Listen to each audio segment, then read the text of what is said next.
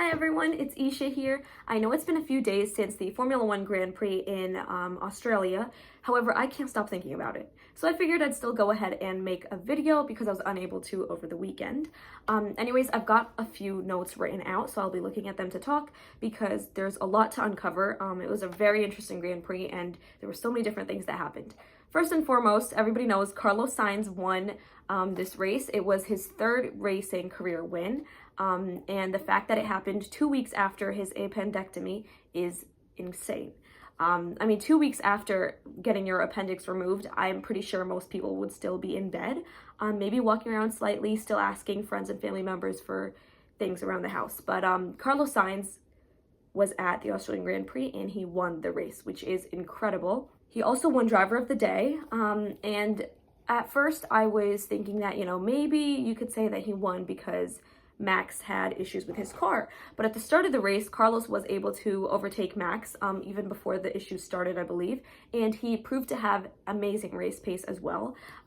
So I think that even if Max had stayed in the race, Carlos had a good chance of winning. Now that may be a bit of a controversial opinion with some people, but that's my opinion.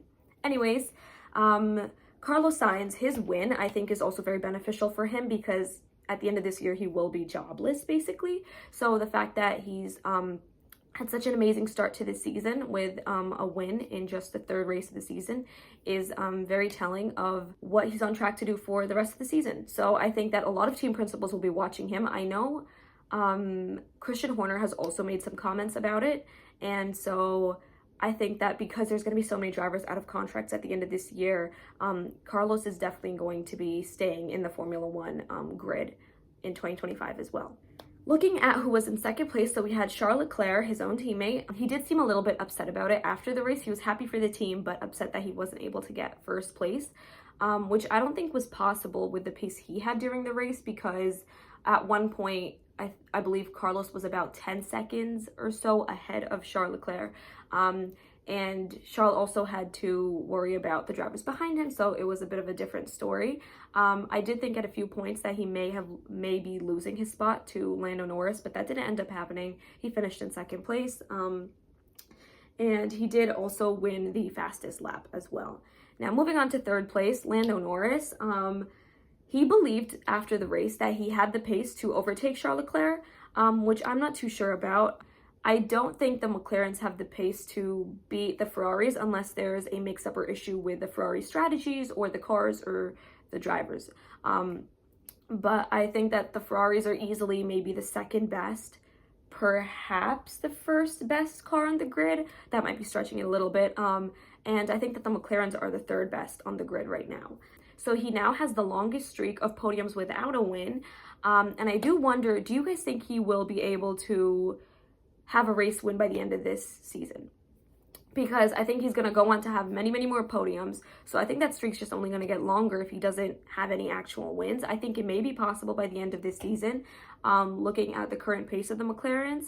But the Ferraris and the Red Bulls are doing so well that I think it might be a little bit hard for that to happen.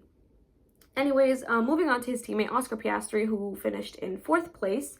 It was his home Grand Prix, so it was amazing that him only being in Formula One as not a rookie, but like a still relatively young driver, for him to finish in fourth place as his own home Grand Prix is pretty nice.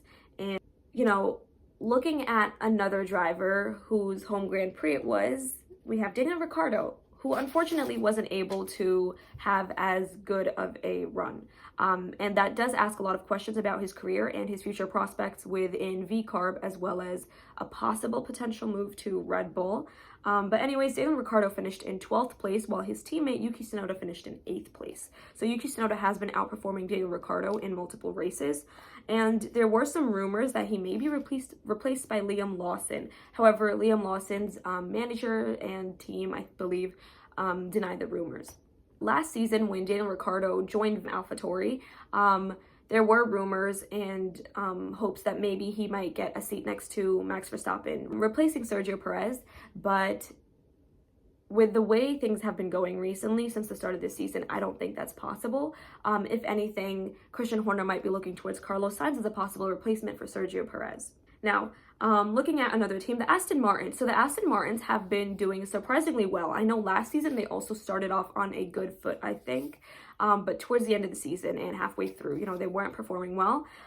We can tell that the car itself is pretty good because both drivers have been scoring good points and have been doing well. So Lance Stroll finished in 7th place and Fernando Alonso finished in 6th place. So they're having a pretty good start to the year so far. And now to the hot topic, I guess, of the race weekend. So the Australian Grand Prix saw 3 DNFs. One of them was Max Verstappen, which happened in the first few laps of the race due to brake issues. And then the second DNF was Lewis Hamilton, which happened, I believe, also towards the start of the race, a few laps after Max Verstappen's DNF, I think. And that was because he had engine issues, engine failure, basically. And that was really unfortunate because so far he's not had a good start to the season. And then to make matters worse for the Mercedes team, George Russell on the last lap, which was just so sad to see, had a crash. Now, because of that crash, Fernando Alonso was given a big penalty, which I don't think is accurate or right because, Fernando Alonso went on to make a statement about it as well, where he voiced his opinion about the penalty, and he obviously was not in favor of it. But I think that the reason that the FIA gave for the penalty does not justify the penalty. There's so many moments where drivers do similar things on the track, but because it doesn't result in a crash, they aren't given a penalty or aren't given warnings or anything of the sort. And Fernando Alonso didn't exactly have anything to do with the crash in the sense that he's not the one who touched George Russell. And it was mostly just something that ended up happening with George Russell himself. So, Fernando Alonso, I don't think deserved the penalty at all. But anyways, I feel so bad for George Russell because this was very similar to what happened in Singapore. I believe in Singapore, I'm not sure if it was the last lap. It might have been the third last lap. But he also crashed out, and that was also when Carlos Sainz won. So far, Carlos Sainz winning does not seem to be too good for George Russell. But anyways, overall, a bad start of the season for Mercedes. They're having a really tough time. I know Toto Wolff's got to be very, very frustrated right now. But looking at another team, so we have Haas, the only American team on the grid. And they've been performing surprisingly well as well. So they've been performing better than Alpine, which the situation was opposite last year, but Alpine may be easily the worst car on the grid right now. Both Haas drivers finished in 9th and 10th, so they were able to secure points for the team, and the Alpine drivers finished in 13th and 16th, which, because we had 3 DNFs, 16th was pretty much last place. So looking at another team, Williams. So Williams was talked a lot about this past weekend, obviously because of their decision to take Logan Sargent's car and give it to Alex Albon, even though Alex Albon crashed his car so badly that it was unrepairable by the engineers, and I honestly did not agree with that decision at all. I also talked more about this on the live stream that I did with Joshua Birch on JB Motorsports for the quality round of the Australian Grand Prix. But Alex Albon, everybody knows that he is the better driver. He does score more points than Logan Sargent, but I don't think that's justification enough for Williams taking the car from Logan Sargent and handing it over to Alex Albon. And I think that another big negative consequence of this situation is that it affects American fans as well, because there are a lot of American fans and American audience who watch the race to watch Logan Sargent because he's the only American driver on the grid right now. And for them to do something like that with Logan Sargent definitely impacts the American viewership. So I think that that's also a big negative that they may not have thought about before, because Formula One is trying to do a lot more in the US now, as we can tell with the Vegas Grand Prix that we had last year. And they're just really trying to grow their fan base here. So decisions like this definitely don't help with things like that.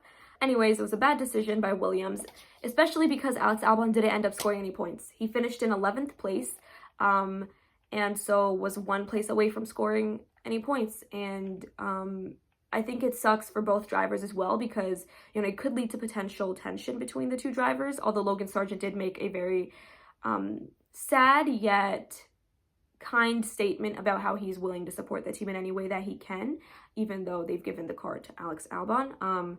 But overall, it was a very unfortunate situation for Williams and for the two drivers. Now, that's all for the Australian Grand Prix. Looking ahead to next race weekend, so we have the Japanese Grand Prix, which will be happening April 4th to April 7th. The race will be held April 7th, Sunday at 1 a.m. Eastern Time for the US. And some quick facts about the track. So the track is 3.608 miles long. In kilometers, it's 5.807 kilometers long. And it is a total of 53 laps. The race was first held at the Suzuka circuit in 1963. The most wins by any constructor was McLaren with 9 race wins at this track. And the most wins by any single driver was Michael Schumacher with 6 wins at the Suzuka circuit. Now, this race has been held a total of 48 times. So it's definitely going to be interesting to see how the drivers take on this race and who comes out on top. Let me know what you guys think of who's going to win, who's going to be on the podium. Do we see Carlos Sainz taking another race win? Or if Max Verstappen is going to be back, is that not going to happen? Let me know what you guys think. I'll see you all in my next video. Until then, have a good time.